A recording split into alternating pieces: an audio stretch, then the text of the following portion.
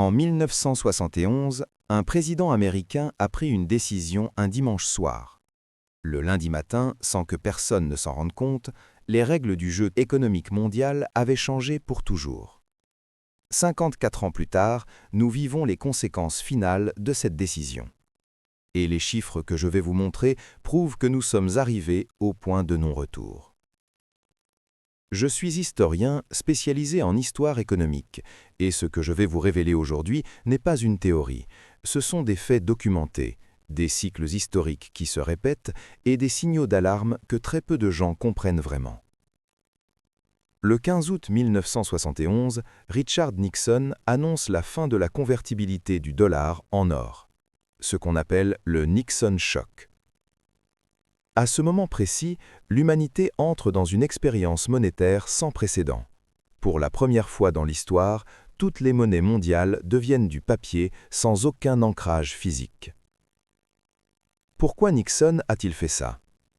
La guerre du Vietnam coûtait une fortune. Les États-Unis imprimaient des dollars pour la financer et la France de Gaulle avait commencé à échanger ces dollars contre l'or américain. Les réserves de Fort Knox se vidaient. Nixon a choisi la seule solution qui préservait le pouvoir américain: rompre la promesse. Mais voici ce que peu de gens réalisent. Cette décision a créé un système où la dette peut croître infiniment. Sans limite d'or, il n'y a plus de limite à la création monétaire. Et c'est exactement ce qui s'est passé. Mais attendez, parce que ce qui vient maintenant va vous faire comprendre pourquoi 2025 n'est pas une année comme les autres. En 1971, la dette publique américaine représentait 35% du PIB. Aujourd'hui, 123%. En 1971, les actifs de la Réserve fédérale valaient 80 milliards de dollars. Aujourd'hui, 7 200 milliards de dollars. En 1971, il fallait 1,40 $ de dette pour générer 1 $ de croissance économique. Aujourd'hui, il faut entre 4 et 5 $ de dette pour générer 1 $ de croissance. Vous voyez le problème? Le système nécessite des doses toujours plus massives de dette pour produire de moins en moins de croissance réelle. C'est la définition même d'un système en phase terminale. Et ce n'est pas qu'américain. Le Japon a une dette publique de 264% de son PIB. La Chine a vu sa dette totale passer de 160% à plus de 280% de son PIB en 15 ans. L'Europe navigue dans les mêmes eaux troubles. Si vous trouvez cette analyse utile, pensez à vous abonner et à laisser un like. Ces informations doivent circuler car très peu de médias osent présenter ces données dans leur contexte historique complet. Mais revenons à notre question centrale. Où en sommes-nous dans ce cycle? Les historiens économiques identifient généralement 4 phases dans les cycles de dette souveraine. Phase 1. L'expansion. Vous empruntez, vous investissez, la croissance dépasse le coût de la dette. C'était les années 1950 à 1970.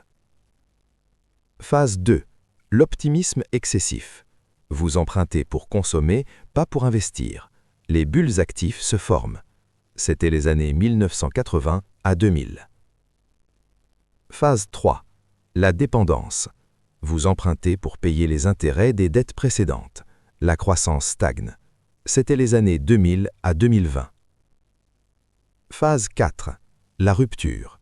Le système ne peut plus soutenir le poids de la dette. Soit vous avez une inflation massive, soit un défaut, soit une restructuration forcée. Nous sommes en phase 4, et voici pourquoi je peux l'affirmer avec certitude. En 2023, les États-Unis ont dépensé plus de 650 milliards de dollars uniquement en intérêts sur leurs dettes. C'est plus que leur budget militaire. Et avec les taux d'intérêt qui ont remonté après 15 ans de politique monétaire ultra accommodante, ce chiffre va exploser. Les projections du Congressional Budget Office prévoient 1 700 milliards de dollars d'intérêts annuels d'ici 2033. Réfléchissez à ça. Comment un pays peut-il fonctionner quand le simple fait de payer les intérêts de ses dettes devient son plus gros poste de dépense? Nous avons des précédents. L'Empire romain a dévalué sa monnaie progressivement pendant 3 siècles. Le denier romain, qui contenait 95% d'argent sous Auguste, n'en contenait plus que 5% au IIIe siècle. Résultat, hyperinflation, effondrement économique, chute de l'Empire. La France de l'Ancien Régime, en 1789, 50% du budget royal servait à payer les intérêts de la dette. L'État était paralysé. Vous connaissez la suite. Weimar en 1923, le Zimbabwe en 2008, le Venezuela aujourd'hui. Chaque fois, le même scénario, un État qui ne peut plus financer ses dépenses autrement qu'en imprimant de la monnaie. Mais il y a une différence majeure avec 2025.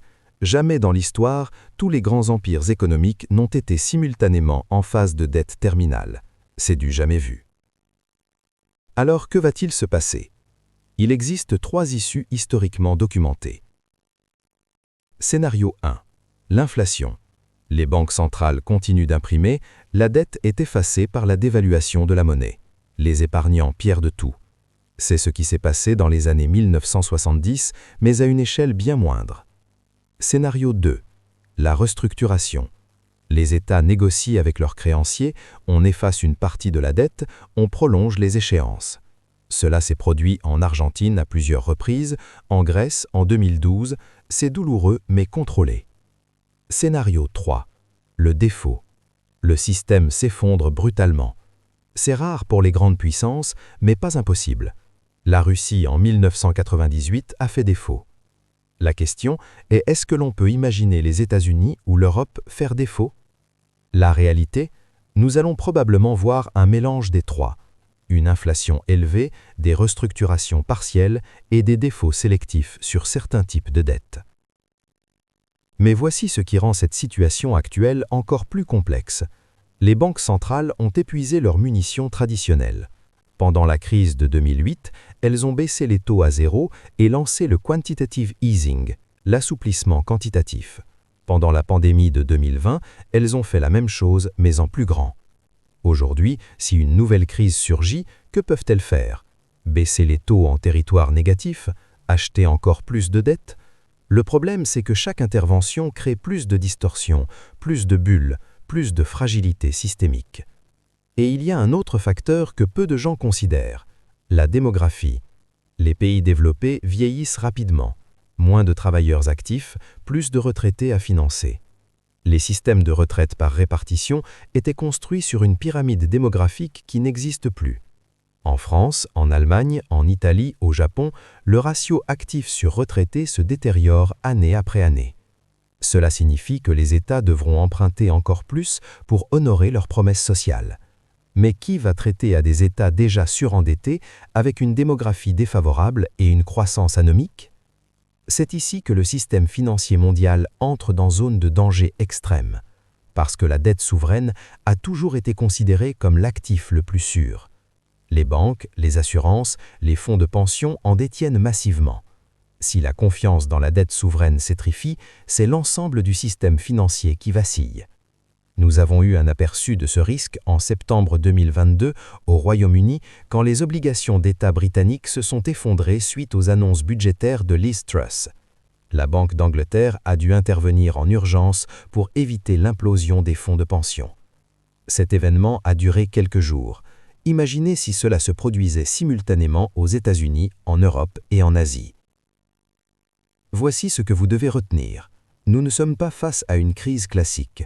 Nous sommes à la fin d'un cycle monétaire qui a commencé en 1971. Les 54 ans précédentes n'ont été qu'une longue transition vers ce moment.